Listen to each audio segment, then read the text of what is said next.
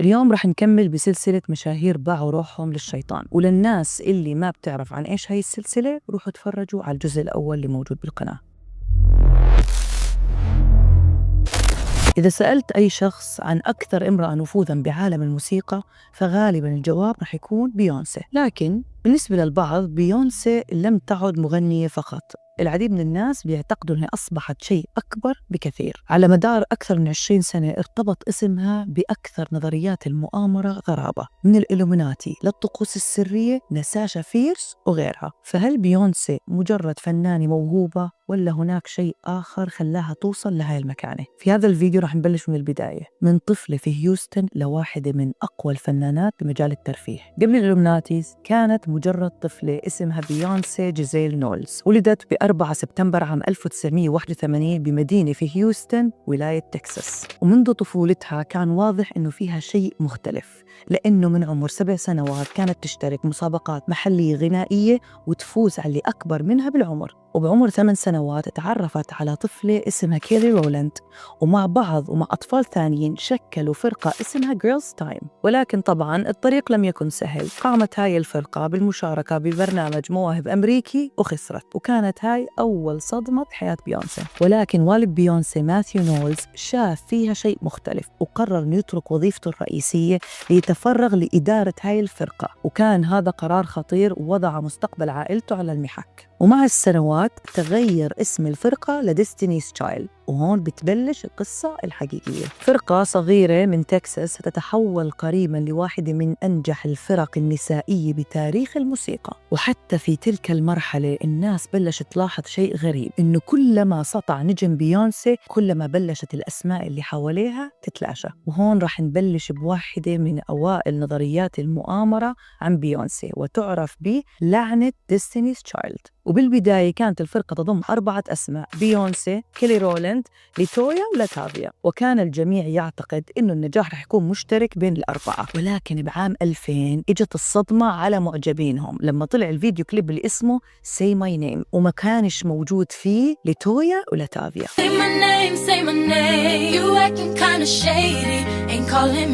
والغريب إنه تم استبدالهم بفتاتين غيرهم، وما حدا كان يعرف شو اللي صار وين راحوا. لاحقاً خرجت لاتويا ولاتافيا بتصريحات واتهموا مدير أعمالهم اللي هو أبوها لبيونسي ماثيو نولز إنه كان يقوم بمعاملتها بطريقة مختلفة عنهم، مما أدى أن توصل بيناتهم للمحاكم ودعاوى قضائية. والشيء اللي خلى الناس تصدق بهاي التصريحات إنه بعد فترة كان كل التركيز فعلاً على بيونسي، أغلفة المجلات، المقابلات، العروض اللي بتتقدم. فصارت بين معجبينهم أسئلة مثل: هل هاي اسمها فرقة ديستينيز تشايلد ولا بيونسي أند ذا فريندز؟ ومع مرور الوقت أصبحت بيونسي نجمة الفرقة بدون منازع، وهذا خلى الناس تفكر وتقول مشروع الفرقة هذا كله من البداية كان مصمم أن يصنع نجمة واحدة. وبعد كل اللي صار والخلافات اللي صارت لازم تكونوا عارفين إنه حققت الفرقة نجاحات مرعبة، وكان من ضمنها الأغاني اللي ممكن في ناس منكم يعرفها اللي هي Survivors. وهون لازم أشير إنه بهذا الوقت أنا بلشت أتفرج على بيونسي، وأنا كنت واحدة من الفانز اللي عندها. يا جماعة من أيام السيديات كنت أجيب سيدي تبع بيونسي Destiny's Child قبل ما حتى تنفصل عن هاي الفرقة. فهون لازم أشير وأقول لكم إنه واحدة من الصدمات اللي تعرضت إلها كانت لما عرفت إنه بيونسي جزء من النخبة. وفي عام 2001 وقعت حادثة رح نحكي عنها لاحقاً اللي هي حادثة المغنية آلية. وفي عام 2005 أعلنت بيونسي عن انفصالها الرسمي عن Destiny's Child. وهون الناس بلشت تفكر، هل هاي كانت النهاية الطبيعية للفرقة أم أن بيونسي استغلت هذه الفرقة لفترة ما وبعدين تركتهم؟ وهون دخل اسم جديد على القصة وغير كل إشي فيها: جاي-زي. بيونسي لما كان عمرها 18 أو 19 سنة تقريباً تعرفت على جاي-زي بداية تقريباً الألفينات، وبذلك الوقت كان هو أكبر منها سناً وأكثر خبرة بالمجال، وكان مشهور جداً بالراب. بالبداية العلاقة لم يكن معلن عنها كقصة حب، بل كان فقط مهنياً، كانت بينهم تعاونات موسيقية. بعدين بعام 2002 ظهروا مع بعض بأغنية اسمها 03 بوني أند كلايد، وفيما بعد بعام 2003 بأغنية Crazy in Love مع جاي-زي. وهون العالم بلش يشوفها كبيرة بيونسي الفنانة المنفردة لحالها بعيداً عن Destiny's Child. وهون بلشت نظريات المؤامرة تتحدث عن فيديو كليب Crazy in Love لبيونسي، وبيحكوا إنه في مشهد لما تكون النار مشتعلة في السيارة لم يكن عشوائي، وبيقولوا إنه هذا المشهد يرمز إلى موت النسخة القديمة من بيونسي وولادة نسخة جديدة أكثر قوة ونفوذاً.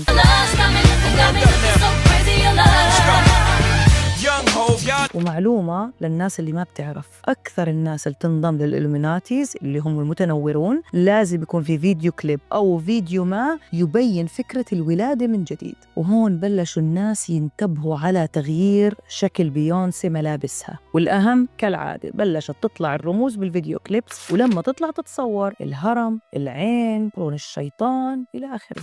وأكثر حركة كانت دائما تتكرر معها ومع جاي-زي كانت حركة إيش؟ الهرم. وهون كانوا دائما يقولوا إنه هاي بتشير لشركة راكافيلا أو روك نيشن لجاي-زي. وب4 أبريل عام 2008 تزوج بيونسي وجاي-زي بحفل خاص جدا لم يحضره إلا القليل. وهون بلشت أكبر نظرية للإلوميناتي تظهر، اللي بيحكوا دائما عنهم إنه هم ملك وملكة الإلوميناتيز. ولكن لم يكن هذا الشيء الوحيد اللي أثار الجدل، بل شخصية ثانية اسمها ساشا فيرز. هاي الشخصية اللي بلشت تظهر لما تصعد بيونسي على المسرح، وبالبداية أو للوهلة الأولى رح تفكر إنها شخصية ثانية أو فنانة ثانية. لا يا جماعة، هاي كانت الالتر إيجو أو الأنا لبيونسي، واسمها ساشا فيرز. بيونسي كانت تحكي إنه كان يصيبها توتر لما تطلع على المسرح مشان تأدي أحد أغانيها، فكان من المفروض أن تكون في شخصية ثانية خيالية تكون أكثر جرأة وأكثر ثقة، فهي بنت هاي الشخصية وطلعتها على المسرح. في رواية أخرى هي التلبس اللي بيصيبها لما تطلع على المسرح اسمها ساشا فيرز. ومش بس هيك، كمان طلعت ألبوم اسمه I am ساشا فيرز، والناس في منهم كانوا يقولوا إنه هاي مجرد حيلة تسويقية،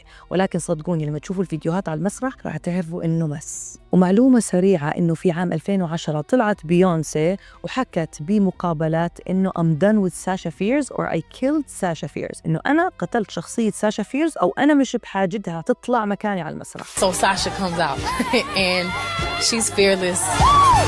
You know, she can do things that I cannot do when I'm in rehearsal.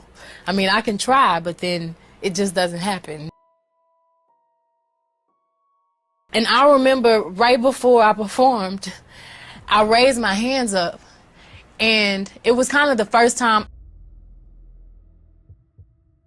I felt something else come into me, and I knew that was going to be my coming out night for the BET Award. وهسه رجعنا للحادثة اللي حكيت عنها قبل شوي. من هو الشخص اللي قامت بتقديمه بيونسي وجاي-زي مشان يبيعوا روحهم ويعملوا عقد ليوصلوا لأعلى المراحل في الموسيقى؟ في أواخر التسعينات بداية الألفينات ظهرت آلية، وكانت مغنية وممثلة صاعدة، والكل كان يتوقع إلها نجاح باهر بالمستقبل وهي تكون مستقبل موسيقى الR&B، ولكن حياتها لم تكن خالية من الجدل. ارتبط اسمها بسن صغير بالمغني الR&B المشهور آر كيلي، ولاحقاً ظهرت تقارير ووثائق أشارت إلى زواجها الغير قانوني من آر كيلي لما كانت قاصر. وطبعاً هاي كانت تعتبر واحدة من أكبر الفضائح في عالم الموسيقى والR&B في ذلك الوقت.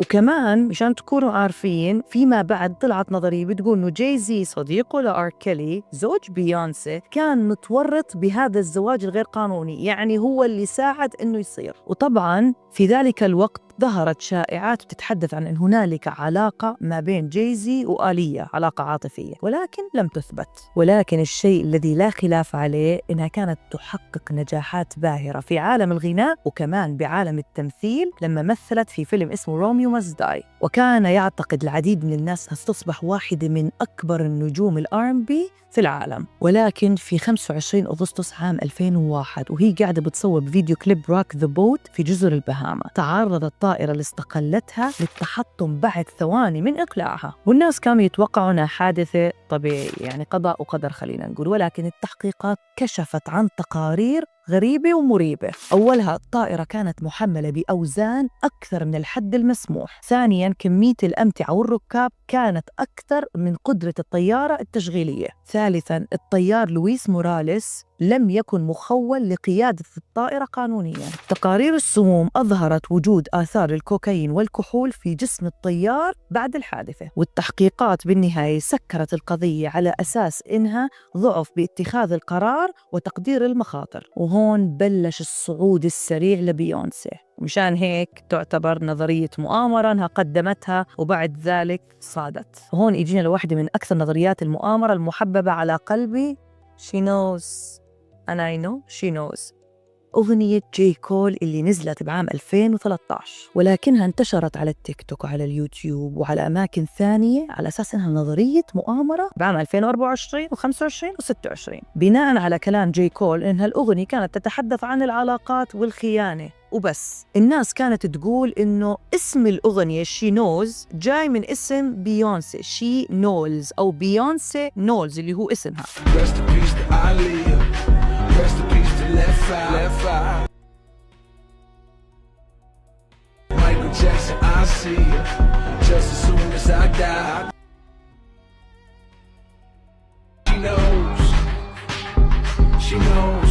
وبعدين شو اللي خلى جي كول يذكر مايكل جاكسون، آلية وليفت آي؟ معلومة سريعة إنه ثلاثتهم توفوا ب25 الشهر بغض النظر شو الشهر كان. والشيء الغريب كمان إنه بالأغنية بيقول rest to peace to آلية، ترقد بسلام آلية، rest to peace to left eye. مايكل جاكسون I'll see you just as soon as I die. بيحكي عن إنه ترقد بسلام آلية، ترقد بسلام left eye. ومايكل جاكسون لما أموت رح أشوفك. الثلاث أشخاص اللي ذكرتهم لما توفوا كان في حواليهم ظروف غامضة. وهون إجينا عن نظرية المؤامرة اللي بتقول nobody speaks against Beyoncé، إنه ما حدا بيتجرأ إنه يحكي أي شيء ضد بيونسي. بالبداية لازم أعرفكم على ما يعرف بي هايف، وهي القاعدة الجماهيرية والفانز المجانين اللي بيحبوا بيونسي، وفي حال في حدا بيحكي عنها بيهاجموا. ولما نبلش نحكي عن هاي السلسلة لازم نحكي عن كيري هيلسون اللي هي واحدة من مغنيات الR&B، وكانت very talented وكانت كاتبة أغاني. واللي صار معاها يا جماعة إنه بيوم من الأيام في واحد من المعجبين إجا وعطاها توقع له، فكانت صورة بيونسي موجودة فرفضت التوقيع. من بعدها قامت القيامة وما قعدت. البي هايف هاجموا كيري هيلسون لفترة طويلة،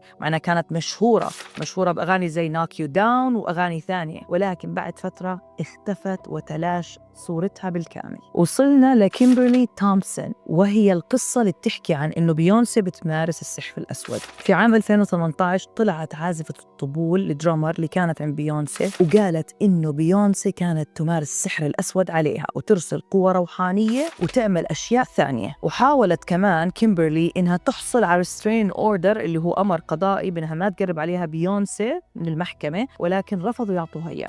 Kimberly Thompson says she is tormented from being put under manic sexual spells by Beyoncé. We're talking about other situations where changing into animals and jumping into other bodies and all kinds. First, that Beyoncé stole money from her. She had her stalked, she had her bullied. Thompson said she had to move several different times to different cities because she was casting spells on her work and her relationships, and she couldn't hold down a job, and she couldn't find a boyfriend.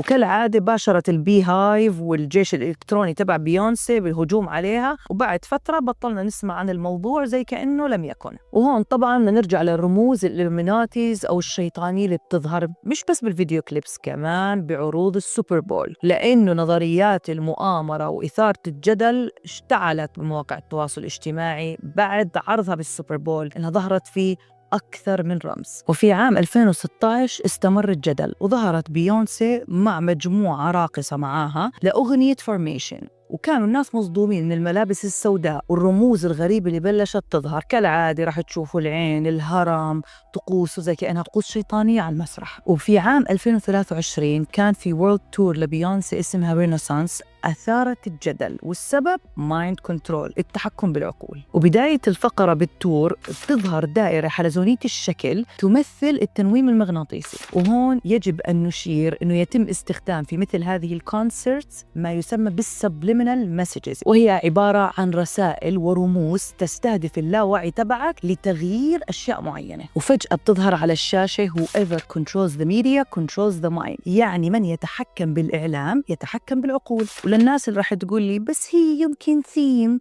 لا يا جماعة، هذا له علاقة بالتأثير الإعلامي على الجماهير المتواجدين في ذلك المسرح. بعدين بترجع تظهر كلمة كنترول وماي، يعني التحكم بالعقل، وهاي طبعا بتأكد على المشهد الرئيسي. وبعد كل هذا بتظهر لك عين، وداخل العين موجودة بيونسي. فقل لي هل هذا الشيء طبيعي بمثل هذه التورز؟ Why everyone thanks بيونسي؟ ليش الكل بيشكر بيونسي لما يطلع يستلم جائزة؟ هاي بالبداية بلشت على الإنترنت وكأنها مزحة، لكن مع الوقت وتكرار المواقف أصبحت نظرية مؤامرة. في عام 2017 وبحفلة الجراميز لما طلعت أديل تستلم جائزتها، بعد ما خلصت خطابها حكت إنه كانت بيونسي تستحق الفوز. انتوا متخيلين إنه أديل تشكر أو مش تشكر بيونسي، تقول إن هي تستحق الفوز أكثر منك؟ Possibly accept this award, and I'm very humbled and I'm very grateful and gracious, but my artist of my life is Beyonce, and this album for me, the Lemonade album, was just so monumental. Beyonce, it was so monumental. واحدة من أشهر الحوادث اللي صارت اللي هي حادثة كاني ويست مع تايلور سويفت على المسرح، واللي كان إلها علاقة بشكر بيونسي. I'm really happy for you. I'm gonna let you finish. But Beyonce had one of the best videos of all time.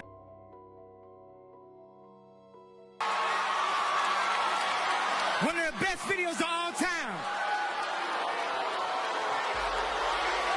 اللي ما شاف الحلقة تبعت كاني ويست يرجع يشوفها بالسلسلة هاي. ومشاهير ثانيين مثل المغنية ليزو ومايلي سايرس اللي تحدثوا عن شكر بيونسي أو إنه أشكر بيونسي عن طريق المسحة ليصير لك إشي. The Grammy goes to, even if it's not you, Beyonce, I might just say this.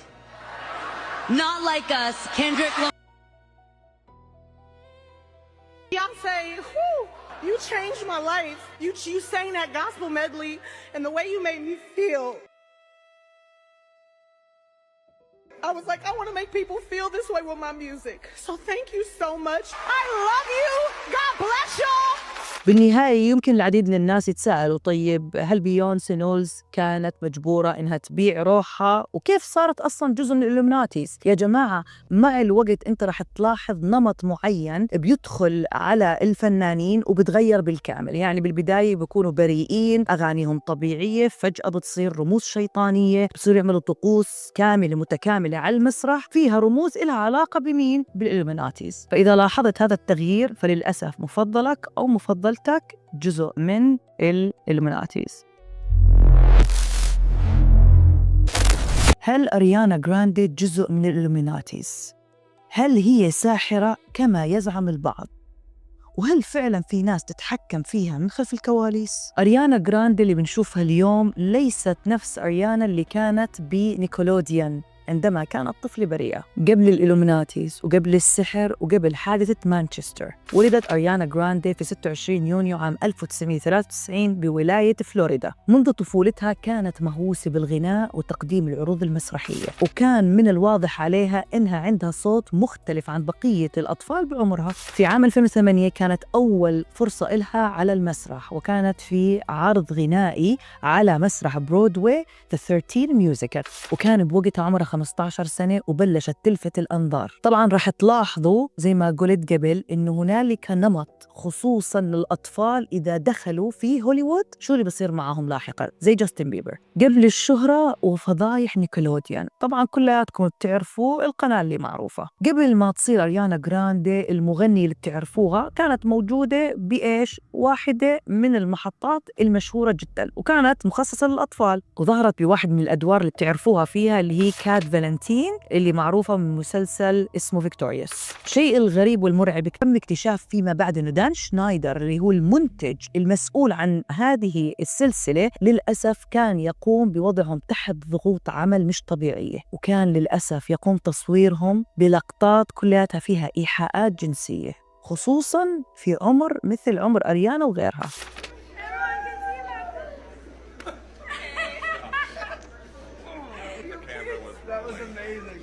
وقبل ما حدا يقول إن هاي نظرية، في عام 2024 طلع فيلم وثائقي اسمه Quiet on Set، فطلعوا ممثلين كانوا موجودين في تلك الفترة وحكوا عن البيئة الغير صحية اللي تعرضت لها أريانا وكل الممثلين اللي معها في ذلك الوقت. وهون لازم نسأل حالنا سؤال: كم كان الثمن الحقيقي لأريانا للشهرة المبكرة؟ ومعلومة إنه هي ما طلعت أو اعترفت إنه صار في أي تحرش أو إنها هي اضطرت تصور إشي مش حابة تصوره. هي قالت إنه نتمنى إنه يكون في بيئة آمنة أكثر لما يكون في تصوير involving children، يعني في أطفال on the set.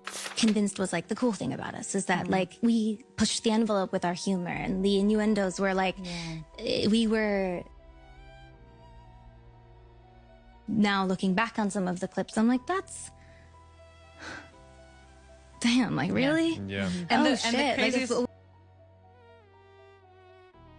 Uvula is that swingy thing in the back of your throat right here. Ever tried to get your whole big toe in your mouth? Check this out.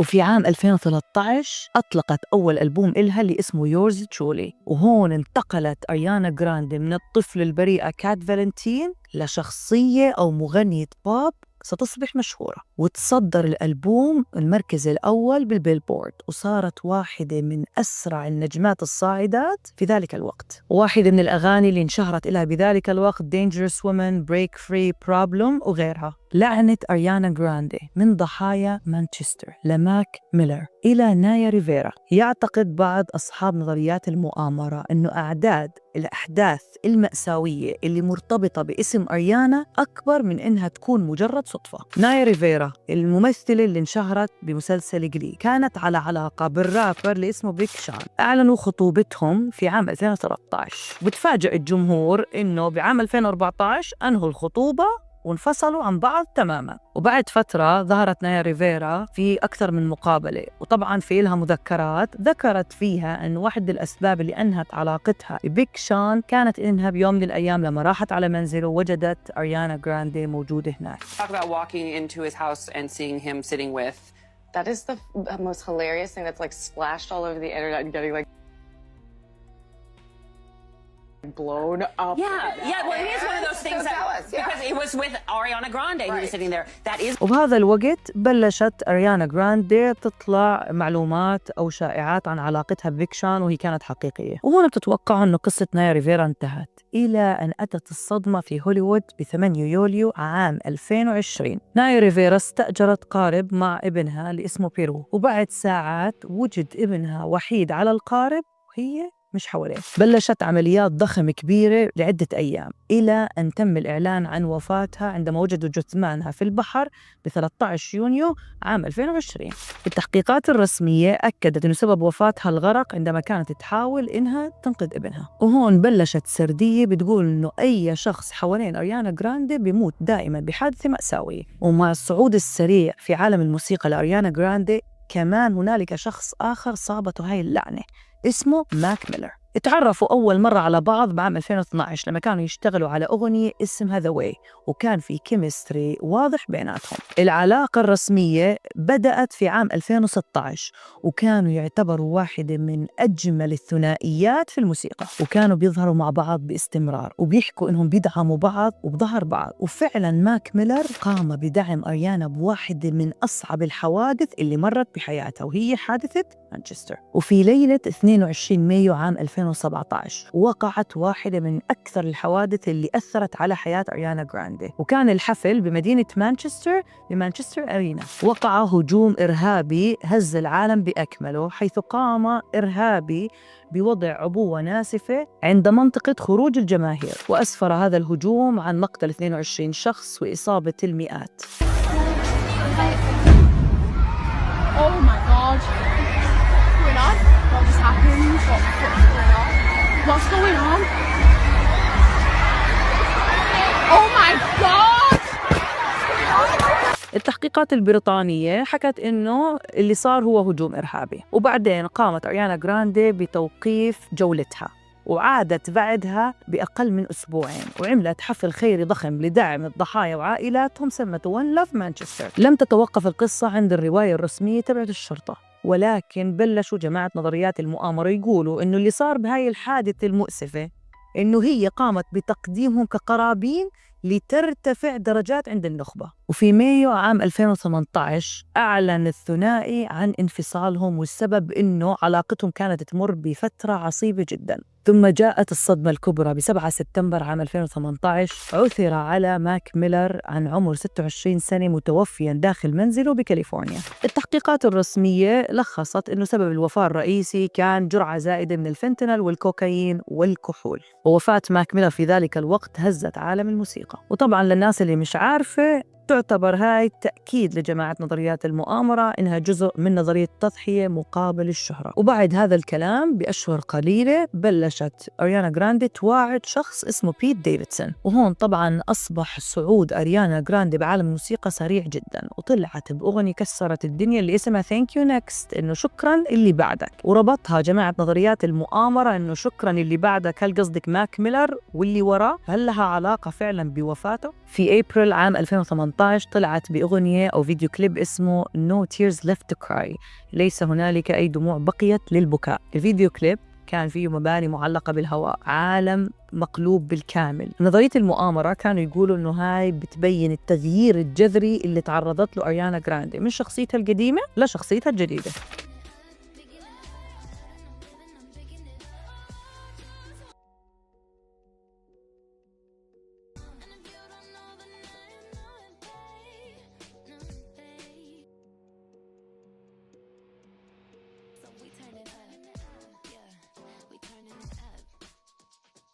وهون بحب أأكد على وجود النمط زيها زي بيونسي كانت السيارة مشتعلة، أريانا جراندي عندك العالم اللي بالكامل تغير وانقلب. وفي يوليو عام 2018 طلعت بأغنية وكمان انشهرت اسمها God is a Woman، وتعرضت للتحليل من قبل جماعة نظريات المؤامرة على وجود المجرات الكونية وأنه هي الأنثى وطاغية وإلى آخره، وكل الناس شافت التغيير اللي تعرضت له أريانا جراندي بذلك الوقت. وقبل ما نكمل حكينا عن أريانا جراندي لازم نوقف عند شخص اسمه هارلي باسترناك. هذا الشخص معروف على أنه مدرب لياقة وتغذية للمشاهير. الشيء الغريب أنه هاي الشخصية ارتبطت بأكثر أسماء عانوا بهوليوود زي مايلي سايرس، ماك ميلر، أريانا جراندي، كانيا ويست. طبعاً ليش وقفت عن كانيا ويست؟ لأنه كانيا ويست طلع بوقت من الأوقات وحكى إنه هذا الشخص قام بتهديده إنه رح يوديه على زومبي لاند، ولما رحت بحثت شو زومبي لاند طلع بيحكي له إنه إذا أنت ما التزمت بالقواعد اللي لازم تعملها والأشياء رح نوديك على مصحة نفسية.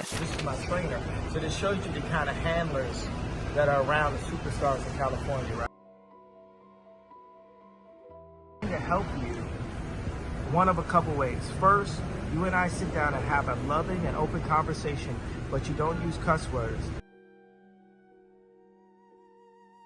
Second option, I have you institutionalized again, where they medicate the crap out of you and you go back to zombie land forever. This is the way a Hollywood trainer was talking to me to force me to go and apologize. فإذا هنالك شخص بيروح بيحكي مع واحد مشهور زي كانيا ويست أو غيره وبتواجد معه وبيقدر إنه يهدده إنه يوديه على مصحة نفسية، فاعرف إنه عنده باور مش موجود عند شخص تاني. وصلنا عند هل أريانا جراندي ساحرة؟ وممكن إنك تفكر إنه سبب هذا المعتقد أو النظرية بسبب فيلم أو أغنية، لكن يا جماعة هذا الموضوع بيرجع لأكثر من إشي. من الحوادث اللي خلت الناس تربط هذا الموضوع بكونها ساحرة إنه في عام 2013 صارت معها حادثة وحكت that she was attacked by a demon، يعني هاجمها شيطان. في مقابلة تحدثت عن تجربتها المرعبة اللي تعرضت لها لما راحت تزور مقبرة في كانساس سيتي، وحكت إنها شعرت بوجود شيء غريب بالمكان وشمت رائحة كبريت. ومعلومة سريعة، أي شخص بيعرف عن عالم الجن والشياطين اعرف إنه رائحة الكبريت معناته إنه في كينونة قريبة منك. وقالت كمان أنها التقطت صورة بذلك الوقت لما حست إنه في إشي مش طبيعي، لكن الصورة مش مبين فيها إشي. There are 3 demons in the photo. One is like an angry looking face. One is like a sort of like stressed out face. No. There's the elephant one along the tree.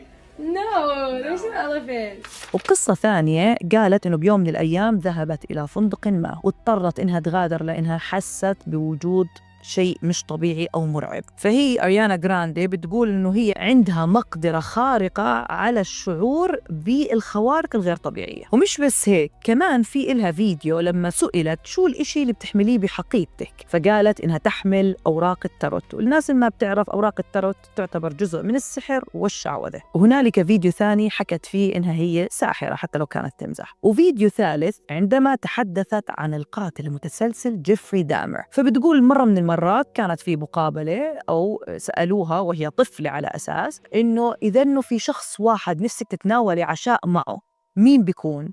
فطلعت وقتها على أبوها وأمها وحكت لهم كان سيت يعني، وحكت جيفري دامر اللي هو آكل لحوم البشر. لكن الإشي اللي رجع كل نظرية إنها ساحرة حالياً اللي هي مشاركتها بفيلم ذا ويكد، اللي هو بيحكي عن قصة عن الساحرات وعالم السحر. ومع بدء الترويج لفيلم ذا ويكد بلش جمهورها يلاحظ تغييرات غريبة فيها، طريقة لبسها، تصرفاتها بالمقابلة، طريقة كلامها. وهون الناس بلشت تلاحظ علاقتها الغريبة والمريبة والمخرفة بالنسبة لي مع الممثلة سينثيا إريفو اللي هي كانت تمثل دور إلفابا معاها بفيلم ويكد. وبدأوا الناس على الإنترنت يلاحظوا فعلا أشياء غريبة، وإنت لما تشوف اللقطات رح تستوعب إنه في شيء غريب بينهم. لأنها أريانا لما أحيانا كانت ترد بالمقابلات كانت تنظر على سينثيا وزي كأنها بدها موافقتها، وكانت سينثيا دائما تلمس أريانا بطريقة إيحائية مريبة، أو فجأة يا لطيف تظهر مشان تنقذها من موقف محرج أو شيء ما. وهون بلش جماعة نظريات المؤامرة بالتحدث عن نظرية ذا هاندلر اللي هو الموجه اللي احنا حكينا عنها ما قبل، إنه هنالك شخص يظهر بحياة الفنان مشان يرجعه ويراقب تصرفاته ويحكي له شو يعمل بالضبط. وبالنسبة للناس كانت هون سينثيا، وأتوقع الموضوع واضح لأنه يا جماعة ليس من المنطق التغيير اللي تعرضت له أريانا جراندي، طريقة لكيف خسرت وزن،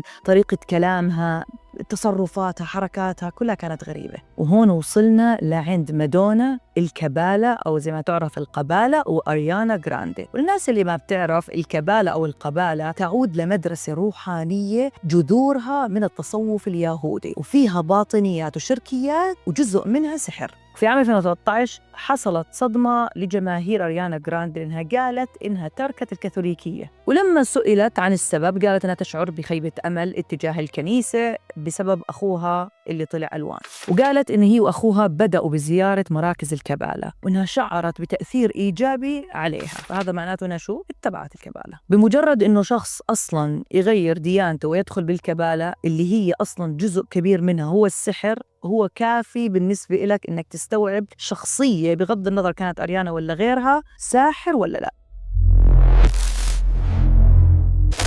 وبالنهاية ممكن إنك تصدق هاي النظريات وممكن إنك تنكرها، لكن على الجهتين ما بتقدر تنكر النمط اللي بتكرر بحياة المشاهير. لا تنسوا تحطوا لايك وسبسكرايب على القناة وتتركوا تعليق على المشاهير اللي باعوا أرواحهم اللي حابين أحكي عنهم، وما تنسوا كمان إنكم تروحوا تشوفوا الجزء الأول من سلسلة مشاهير باعوا أرواحهم.